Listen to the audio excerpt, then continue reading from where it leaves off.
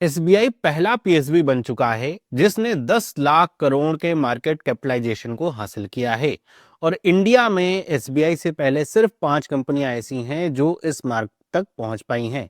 अभी हाल ही में एसबीआई ने अपने Q3 के जो रिजल्ट्स हैं वो बताए हैं, जिसने भी रिकॉर्ड तोड़ा है, और उसके बारे में ही हम यहाँ पे बात करेंगे कि यहाँ पे एसबीआई Q3 के रिजल्ट्स क्या रहे, उसका मतलब क्या निकलता है। एसबीआई जो कह सकते हैं इस टीम या प्रेस्टीज क्लब है 10 लाख करोड़ रुपए के मार्केट कैपिटलाइजेशन का, उसमें है, उसमें और कौन कौन सी कंपनियां आती हैं। तो वीडियो इन्फॉर्मेटिव लगे तो इसे लाइक करें, इस तरह के और वीडियोस के लिए चैनल को सब्सक्राइब करें। तो सबसे पहले जो हम बात कर रहे हैं यहाँ पे एसबीआई के Q3 के जो रिजल्ट्स हैं उनकी, तो यहाँ पर एसबीआई ने ये बताया कि उसका जो नेट प्रॉफिट रहा वो रहा 21,028 करोड़ रुपए का, जो कि अगर ईयर ऑन ईयर देखें तो 24.5% का जंप है, जो कि एक बहुत बड़ा जंप है और अब तक का हाईएस्ट एवर क्वार्टरली प्रॉफिट ये देखने को मिला है। वहीं पे अगर ऑपरेटिंग प्रॉफिट की बात करें तो ये रहा 32,862 करोड़ रुपीस का, जो कि 40% का ईयर ऑन ईयर जो सर्ज है वो देखने को मिलता है। अब यहाँ पे नेट प्रॉफिट और ऑपरेटिंग प्रॉफिट का मतलब आप ऐसे समझिए, ऑपरेटिंग प्रॉफिट का मतलब ये है कि एसबीआई ने जो उसको ऑपरेट करने के लिए, मतलब जितना उसके पास पैसा आ रहा है इंटरेस्ट से, फीस से, वो, और उसमें से जो उसको ऑपरेट करने में लगने वाला खर्चा है, सैलरीज, रेंट, ये सारी चीजें अगर निकाल दें तो वो आता है अमाउंट इतना। और वहीं पे अगर हम नेट प्रॉफिट की बात करें तो इसी ऑपरेटिंग प्रॉफिट में से अगर हम टैक्सेस और बाकी और सारी चीजें जो एसबीआई को पे करनी पड़ती है वो निकाल दें, मतलब एक शुद्ध मुनाफा अगर बात करें, तो वो आता है नेट प्रॉफिट के रूप में। तो ये दोनों में डिफरेंस है। वहीं पे एसबीआई ने यह भी बताया कि उसका जो नेट इंटरेस्ट इनकम रहा, NII, वो रहा 45,190 करोड़ रुपीस का, जो कि 9% के ईयर ऑन ईयर ग्रोथ को दिखाता है। नेट आया हुआ है तो इसका मतलब ये है कि यहाँ पे यहाँ ये जो इनकम आ रही है इसमें इंटरेस्ट अर्न ऑन लोन आता है, जिसमें से माइनस अगर कर दें इंटरेस्ट पेड ऑन डिपॉजिट्स, मतलब एसबीआई लोन पे पैसा देता है तो उसको लोन से इंटरेस्ट मिलता है, लेकिन एसबीआई में जो कस्टमर्स होते हैं उनको सेविंग अकाउंट, एफडी, आरडी, उस पे एसबीआई को जो है इंटरेस्ट देना पड़ता है। तो वही कह रहे हैं कि कितना इंटरेस्ट आया और उसमें से कितना एसबीआई ने पे किया, अगर उसको घटा देंगे तो वो आता है एनआईआई, जो क्या है 45,190 करोड़ रुपीस का। और इसके साथ ये भी पता चलता है कि एसबीआई की जो एसेट क्वालिटी है उसमें भी इंप्रूवमेंट देखने को मिला है। जो ग्रॉस एनपीए है वो कम होकर के 1.57% पे चला गया है, जो कि कहा जा रहा है 2 डेकेड्स में सबसे बेस्ट है। और वहीं पे अगर हम बात करें नेट एनपीए की तो वो है 0.42% का, जो कि इंप्रूव हो रहा है। मतलब अगर आप एनपीए के सिनेरियो से ही देखेंगे तो आपको समझ में आ पाएगा कि एसबीआई की जो एसेट क्वालिटी है वो कितनी बेहतरीन और कितनी बहुत अच्छी इस समय चल रही है। और ये अगर इसी तरीके से चलता रहा तो आने वाले समय एसबीआई और ज्यादा तरक्की करेगा। एसबीआई ने यह भी बताया कि उसे वन टाइम डिविडेंड प्राप्त हुआ है, उसकी जो सब्सिडरी है एसबीआई म्यूचुअल फंड, कितना 2200 करोड़ रुपीस का। तो ये उसका क्वार्टर जो मतलब यहाँ पे रिजल्ट आया उसका एक मोटा मोटा यहाँ पे एक ओवरव्यू मैंने आपके सामने दिया है, जो कि बताता है कि कैसे जो पब्लिक सेक्टर बैंक है उसका इतना बेहतरीन जो रिजल्ट है वो आता है अगर वहां पे काम अच्छे तरीके से हो। और अब अगर हम बात करें यहाँ पे वो कंपनियां जो एसबीआई से पहले आई हैं इसमें, तो उसमें कौन कौन सी कंपनियां हैं। सबसे पहले आती है रिलायंस, जो सबसे पहली कंपनी थी जिसने 10 ट्रिलियन रुपीस का ये जो मार्क है हासिल किया मार्केट कैपिटलाइजेशन का। फिर टीसीएस है, एचडीएफसी है, एयरटेल है, मतलब भारतीय एयरटेल, और फिर आईसीआईसीआई बैंक, और उसके बाद आता है एसबीआई। और एसबीआई पहला पब्लिक सेक्टर का बैंक है और सबसे न्यूएस्ट इंट्रेंट है इसमें। इससे पहले आप देखेंगे अगर कोई पूछे बैंक, तो बैंक इसमें पहले से हैं, जैसे आईसीआईसीआई बैंक और एचडीएफसी बैंक, एचडीएफसी का मर्जर हुआ था तो इसमें शामिल हो गया था आईसीआईसीआई बैंक, लेकिन पब्लिक सेक्टर का कोई बैंक अभी तक नहीं था। अब एसबीआई इसमें बन चुका है, इसमें एक सबसे न्यूएस्ट एंट्री प्राप्त करी है एसबीआई ने।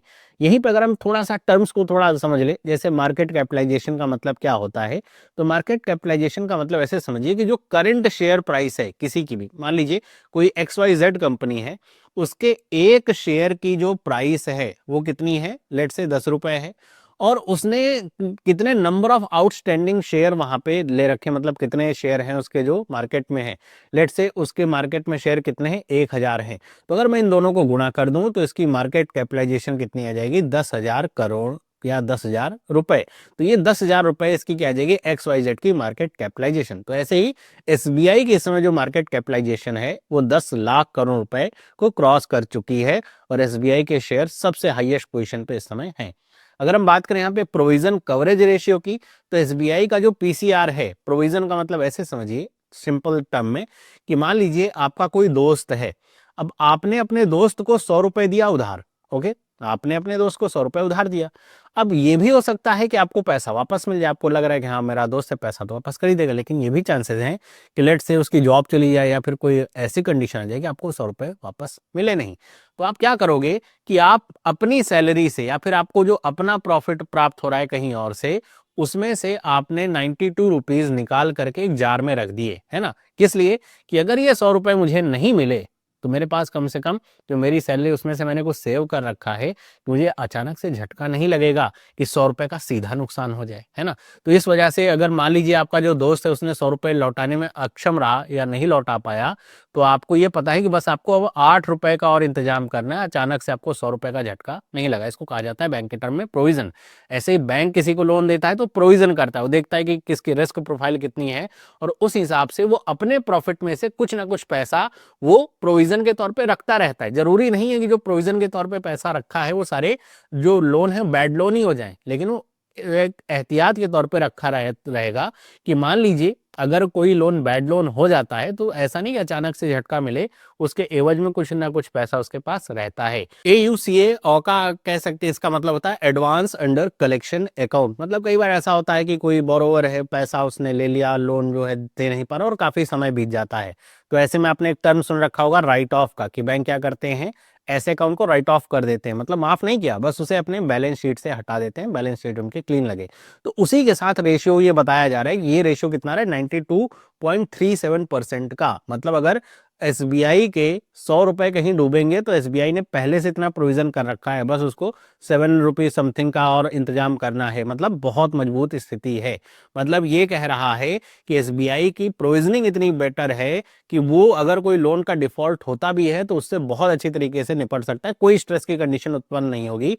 और यहीं से आपको ये देखने को मिलेगा जो क्रेडिट कॉस्ट है वो कितना आता है 0.29% का। क्रेडिट कॉस्ट का मतलब वही हुआ कि जो मतलब जो लोन दिया जा रहा है उसके एवज में जो राइट ऑफ या फिर जो प्रोविजन किया जा रहा है वो कितना है। मान लीजिए कि अगर 100 रुपए का लोन अगर SBI ने किसी को दिया है तो उसके एवज में उसको कॉस्ट केवल 0.29 जो पैसा है उसकी ही पड़ रही है, कितने का प्रोविजन उसको करना पड़ रहा है। सिंपल सी बात है, सारे लोन तो बैड लोन होते नहीं। अगर आप देखेंगे ग्रॉस NPA तो आपको देखने को मिलेगा कितना बेटर है, लेकिन प्रोविजन तो सब पे करना पड़ता है, तो ऐसे में प्रोविजन काफी अच्छा हो जाता है। कुछ लोन बैड लोन होते हैं तो उसको बड़े आसानी से रिकवर कर लिया जाता है इन प्रोविजनिंग के द्वारा। अगर हम बात करें यहाँ पे कि इसका इकोनॉमिक इंप्लीकेशंस क्या निकलते हैं SBI की परफॉर्मेंस के, तो सबसे पहली बात तो ये जो एक नैरेटिव बना हुआ है ना सरकारी बैंक है उसको कॉन्ट्रोडिक्ट करता है कि PSBs इनएफिशिएंट होते हैं, काम नहीं करना चाहते हैं या फिर बिजनेस ओरिएंटेड नहीं होते हैं, बिजनेस माइंडेड नहीं होते हैं, वो आया बिजनेस भी संभालने, यही बड़ी बात है, उसको एक पूरी तरीके से नकारता है। ये पूरा का पूरा जो आप यहाँ पे रिजल्ट देखेंगे ये बताता है कि SBI ना सिर्फ एफिशिएंट है, बहुत ही ज्यादा रेजिलिएंट भी है, बहुत ही मजबूत स्थिति में SBI काम कर रहा है। जो गवर्नेंस के रिफॉर्म्स हैं वो काफी सक्सेसफुल हैं और इसमें यह भी बताया गया है कि जो डिजिटल एडॉप्शन है, जैसे योनो ऐप का एक यहाँ पे एग्जांपल बताया गया कि Q3 में जितने सेविंग अकाउंट खुले उसमें से 68% जो अकाउंट है वो योनो पे ही ओपन हुए हैं, जो कि ये बताता है सरकारी बैंक भी बहुत ही डिजिटली फर्स्ट हो रहे हैं। और उसका एक नतीजा हमें ये देखने को मिल रहा है कि जो सिर्फ ऐसा नहीं कि जो पुराने लोग हैं वही जो PSBs है उसमें अकाउंट खोला, जो नए पीढ़ी के जेन जी लोग हैं वो भी बड़े आसानी से अडॉप्ट कर पाएंगे इस तरह के ऐप के माध्यम से जो पब्लिक सेक्टर बैंक है उनको। वहीं पे अगर हम क्रेडिट ग्रोथ को देखें तो ये क्या बताता है, एक प्रॉक्सी बताता है फॉर रिकवरी का।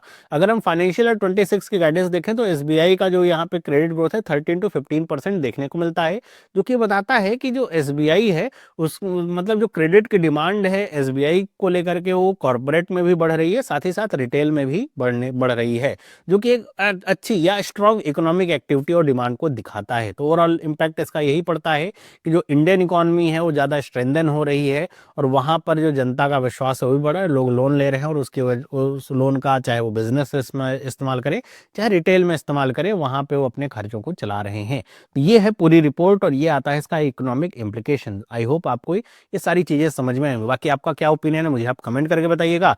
इस तरह के और वीडियोस के लिए चैनल को सब्सक्राइब करिए, वीडियो को लाइक करिए। बाकी आप अगर हमारे चैनल से जुड़े नहीं हैं तो आप भी मेंबर बन सकते हैं मेंबर्स की तरह और आप हमारे चैनल को सपोर्ट कर सकते हैं। बाकी आप टेलीग्राम और इंस्टाग्राम पे भी हमें फॉलो करिए। मिलते हैं अगली वीडियो में, सभी लोगों को बाय।